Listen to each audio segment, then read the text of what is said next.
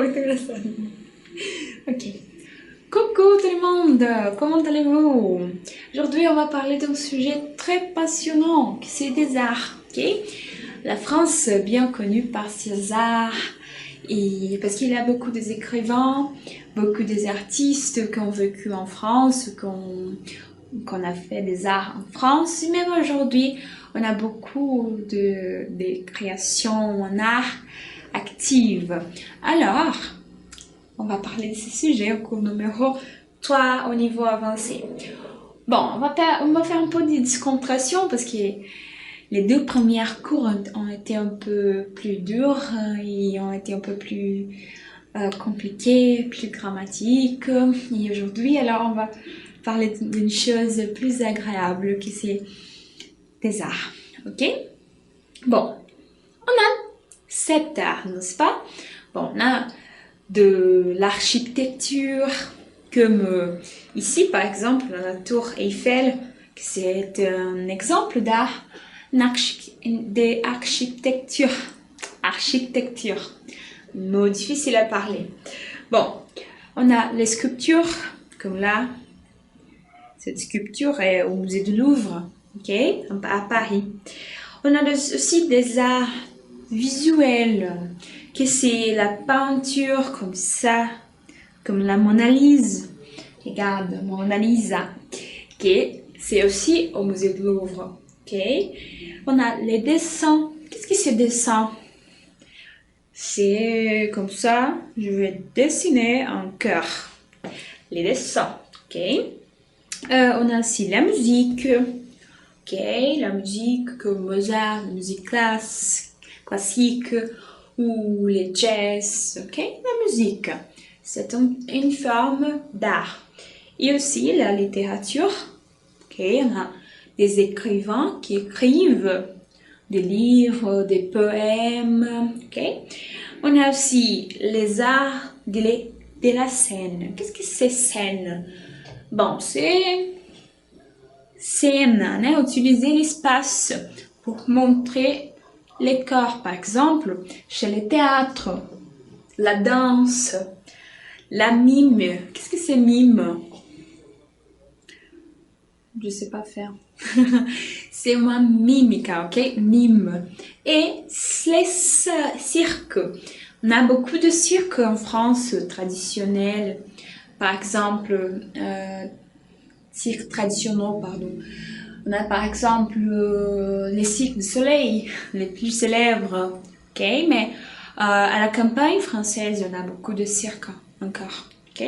L'intérieur de France. Les cinémas, bien sûr, les cinémas français, c'est très connu partout dans le monde, ok? Et on a aussi des autres arts qui sont pas tout à fait reconnus, totalement, tout à fait, ok? Reconnus, mais qui existent. Par exemple, la bande dessinée. Qu'est-ce que c'est bande dessinée? C'est des quadrinhos, ok? On appelle aussi BD tout simplement. BD. Ok? C'est des histoires avec des dessins, ok? On a aussi la télévision, ça peut être une forme d'art. La radio aussi, bien sûr. Et les jeux vidéo. Jeux vidéo, c'est video game, ok? Parce que vidéo et game, jeu, le jeu vidéo, ok?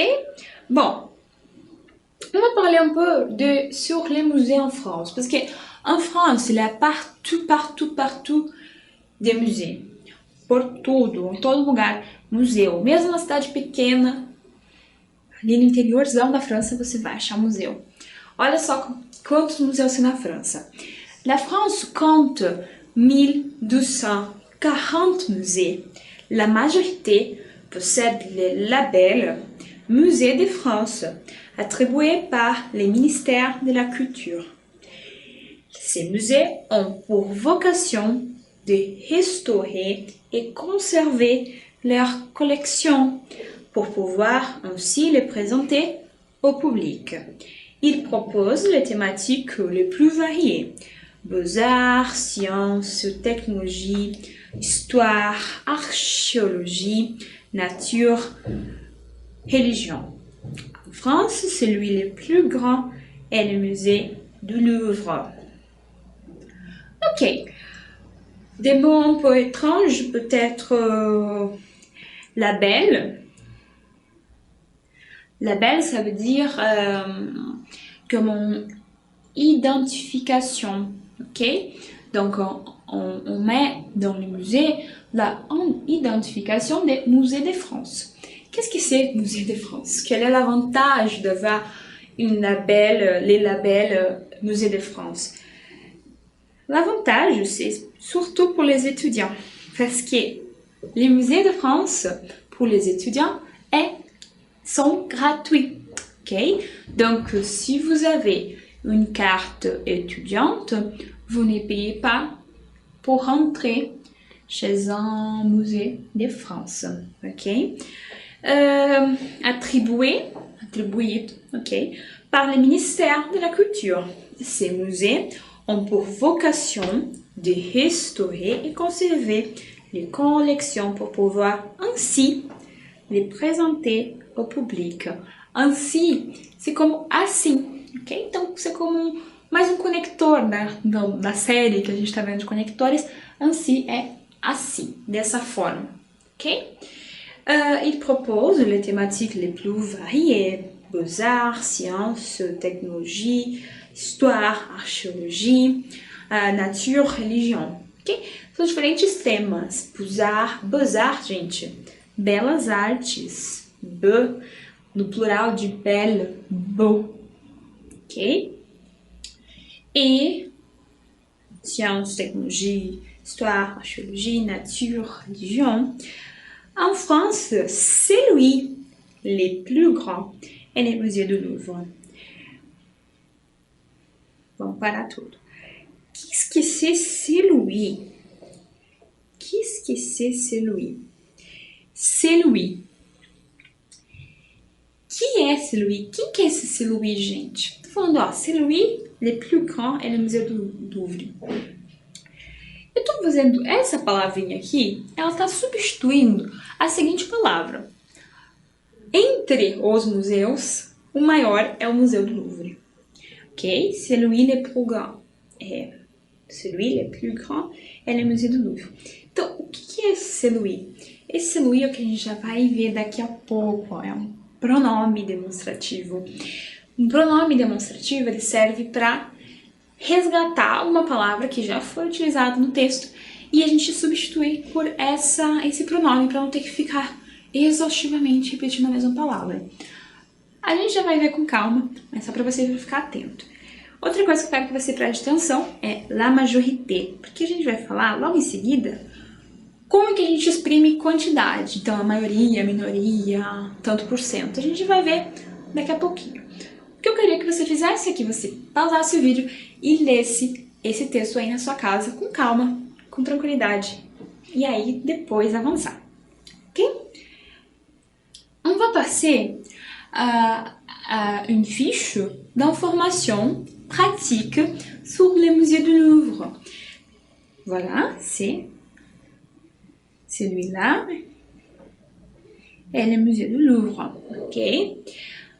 Donc, le musée du Louvre, c'est le plus grand de la France, le plus grand de Paris, bien sûr. Il est à Paris, au centre-ville de Paris. Et parfois, quand on arrive chez une nouvelle ville, on demande des informations sur des attractions touristiques, n'est-ce pas? Par exemple, le musée du Louvre.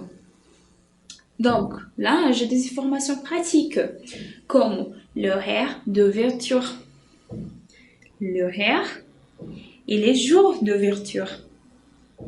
Lundi, jeudi, samedi, dimanche, de 9h à 18h, et vendredi de 9h à 22h. Ok? J'ai des horaires d'ouverture. Et aussi, j'ai les jours de fermeture. Fermeture. Ouvert, fermé. Ok? Donc, fermeture, les jours où les musées n'ouvrent pas. On a les 1er janvier, les 1er mai, les 8 mai et les 25 décembre. Ce sont les jours fériés en France, ok? Il y a plusieurs jours fériés, mais ceux-là, regarde comme je parle, ceux-là et qui sont les plus importants jours fériés, ok? Et les coordonnées, on a déjà vu qu'est-ce que c'est coordonnées, c'est les informations sur l'adresse. On a là 34 quai du Louvre, 75 001 Paris. Ok, quai du Louvre, c'est le nom de la rue. Ok, bon. On va retourner au texte pour penser comment exprimer un pourcentage. Vous vous rappelez que j'utilisais l'expression la majorité. Ok, comme regarde, la majorité possède les labels. Ok. La majorité, c'est égal à plus que 50%. Mais pour dire moins que 50%, j'utilise la minorité. La minorité. Minorité, majorité, minorité. Ok? Si je veux dire 50% pile poil, se eu quero dizer 50% certinho, eu utilizo moitié. Moitié. E aqui esse moi fica, aí fica moi. Moitié, 50%. Ou une personne sur deux. Uma pessoa. Une sur deux. Vous comprenez? Ça, c'est plus mathématique. On écoute moins en France, ok? Mais ça peut arriver. Une personne sur deux. Un quart, 25%. Ou une personne sur quatre. On a déjà parlé des un quart quand on a parlé des horaires que je disais, par exemple, pour dire, ça c'est un quart, 15 minutes. Et alors pour dire, par exemple, 17h45, je pourrais dire 18h moins l'écart. Vous vous rappelez? Voilà, l'écart. Il y a toujours une connexion entre les choses. Hein? Si vous étudiez bien, ça va venir. Ok? Entier, c'est une personne sur quatre ou plus ou moins 33%.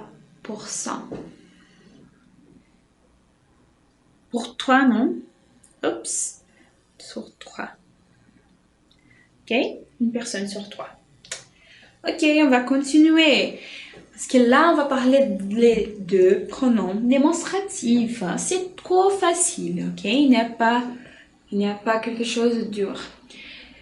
C'est juste se rappeler qu'il y a un pronom démonstratif pour chaque genre et numéro, ok?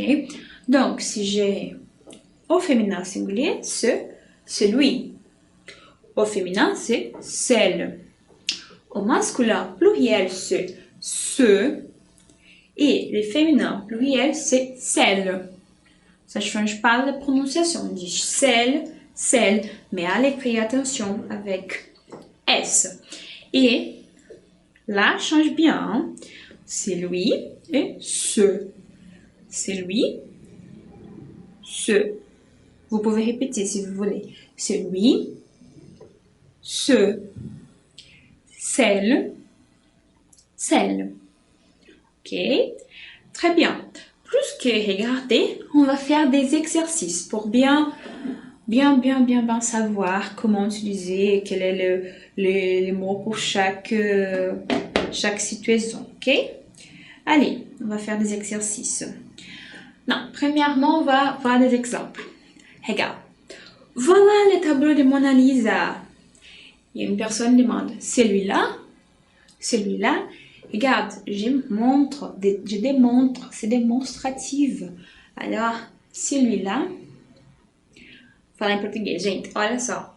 Voilà le tableau de Mona Lisa, olha só. Tô falando, olha lá, voilà, né? Que aquele negócio, aquela expressão pra chamar atenção. Voilà, voilà le tableau de Mona Lisa. Olha lá o quadro da Mona Lisa. E a pessoa pergunta, celui-là? Tipo aquele? Aquele lá? Por que eu uso esse lá? Eu já utilizei bastante com vocês aqui nas aulas também, esse lá. Celui-là não é aquele lá. Lá, quando eu uso em francês, eu já falei pra vocês, é pra falar aqui. Então, celui-là, ok? Voilà la télé. Celle-là, ok? Essa que tá aqui. Esse lá só é usado realmente pra dar essa marcação de perto, ok? Celui-là. Não é obrigatório. Olha lá. L'architecture du musée d'Orsay est belle, mais celle do Louvre est un quart plus belle. Olha só. O que esse celle tá fazendo aqui? Pense comigo. O celle, ele é um pronome. Um pronome, sempre, toujours, remplace um nom. Ele substitui um substantivo. Ok? Olha só. L'architecture du musée d'Orsay est belle, mais celle do Louvre est un quart plus belle. De quem que eu tô falando? L'architecture, exatamente. Eu simplesmente troco architecture por um pronome demonstrativo celle. Ok? Celle do Louvre est un quart plus belle.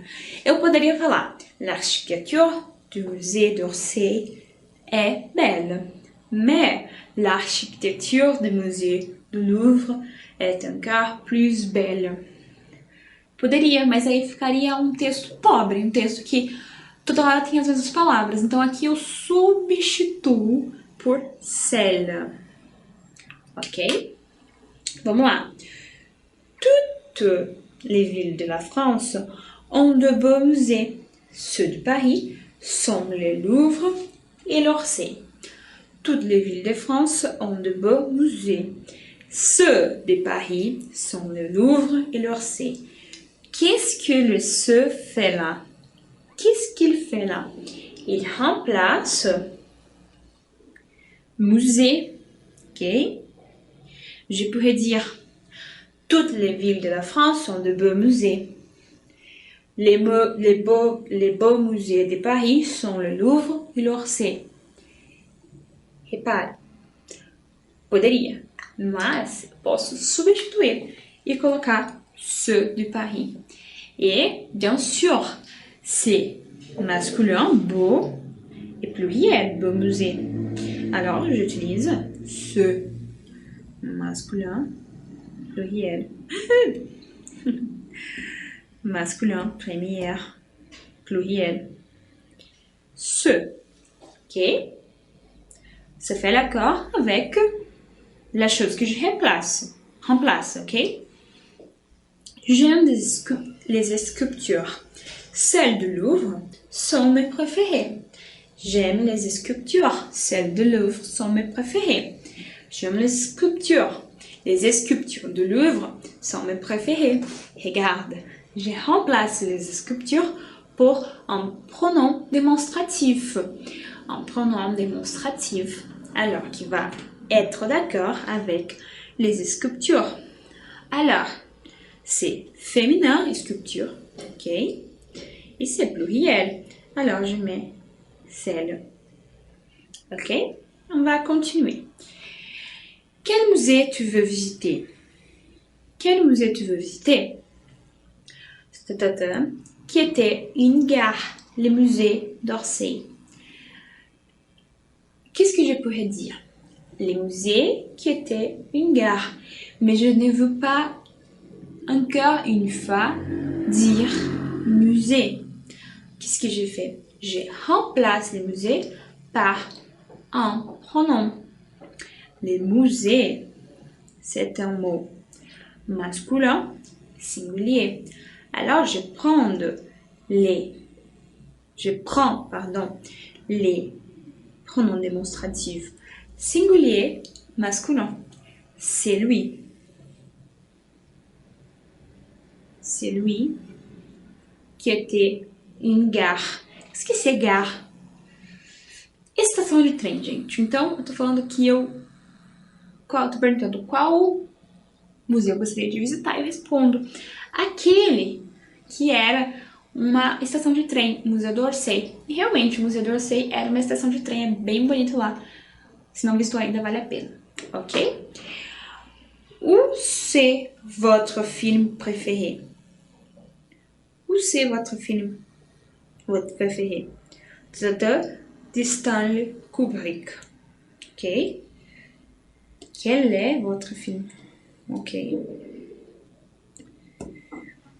Eu vou falar em português agora. Então a pessoa tá perguntando. Quel é, né? Acho que eu fiz uma loucura aqui. Tava bêbada quando eu fiz essa frase. Quel est votre film préféré? Olha só. Então eu tô perguntando qual é o filme preferido. Tá, e daí eu falo assim, ó. Meu filme preferido é o de Stanley Kubrick. Poderia falar, mas não quero falar. Eu quero falar de um jeito bonitinho. Eu quero mostrar que eu sei falar francês. Eu substituo filme por um pronome demonstrativo, ok? Pego o filme e, mesma coisa, acho o pronome demonstrativo certo. É uma palavra singular e masculina. Então eu vou usar ce. C'est lui, desculpa. C'est lui, de Stanley Kubrick. Isso acontece com vocês? Vocês pensarem certo e falar errado? Muitas vezes acontece comigo. Vamos lá. Regarde comme c'est belle cette sculpture. Regarde comme c'est belle cette sculpture. Regarde. Elle a un cœur plus belle. Quando eu digo regarde, ça veut dire regarde, olhe, ok? Je montre quelque chose. Então, regarde comme c'est belle cette sculpture. Et l'autre personne dit non, mais regarde l'autre sculpture. Mais je veux montrer, je veux remplacer les mots sculpture par les pronoms démonstratifs. Alors, c'est un mot singulier féminin. Alors, regarde celle. Et je peux jeter là, parce que je dis, elle est ici, d'accord? A gente está imaginando aqui uma situação que eles estão no museu e alguém fala, olha essa escultura, e aí você está mostrando, olha essa aqui. A gente não fala isso em português. Olha essa aqui. Precisava do aqui? Não, mas é só para mostrar que está perto. Então lá a mesma coisa. Regarde celle-là, elle est encore plus belle. Ok, gente? Vamos continuar então os exercícios. Quelle musique vous aimez écouter? Quelle musique vous aimez écouter? De Mozart. La musique classique me plaît. La musique classique me plaît. Regarde. Musique, c'est les mots que je veux remplacer. Alors, je regarde. Bon, musique ici, c'est pluriel et féminin. Ok? Donc, j'utilise les pronoms démonstratifs féminin pluriel. Celle. Donc, quelle musique vous aimez écouter? Celle de Mozart. La musique classique me plaît. Ok? É o me dá prazer, me agrada. Ok? De tous les spectacles, c'est le plus intéressant. De tous les spectacles, c'est le plus intéressant. Tô falando, olha, de todos os espetáculos, esses aqui são os mais interessantes. Ok? Parce que je parle de spectacle. Mais, faites attention. Il y a une petite pegadinha ici. Parce que eu tô falando entre todos os espetáculos, eu gosto de um só. Porque eu tô dizendo aqui, ó, les plus intéressants. Não tô falando les plus intéressants, les plus intéressants.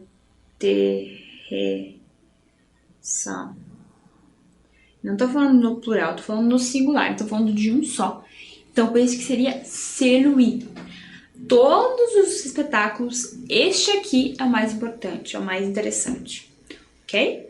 Vamos para a próxima frase. Si vous voulez lire de bons livres, je vous conseille d'Albert Camus. Si vous voulez lire de bons livres, je vous conseille les livres d'Albert Camus. Albert Camus, eu já falei para vocês, é um escritor muito legal, muito interessante para quem quer ler boa literatura francesa. Eu, pessoalmente, adoro Albert Camus. Ok. Então, falando que se você quiser ler vários livros, né, bons livros, você tem que ler esses ou aqueles de Camus. Alors, bon livre, je vous conseille n'est-ce pas? Ce de Camus, oups, pluriel masculin, ce de Camus. Ok, d'accord? Bon, on va voir les devoirs maintenant. Bon, je vous ai montré,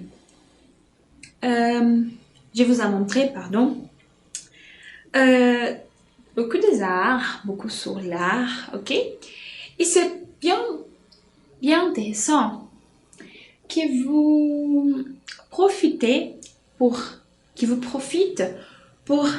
chercher votre art préféré en français. Qu'est-ce que ça veut dire? Gente, você tem uma arte preferida dessas que eu falei tantas, não é possível que você não goste de nada.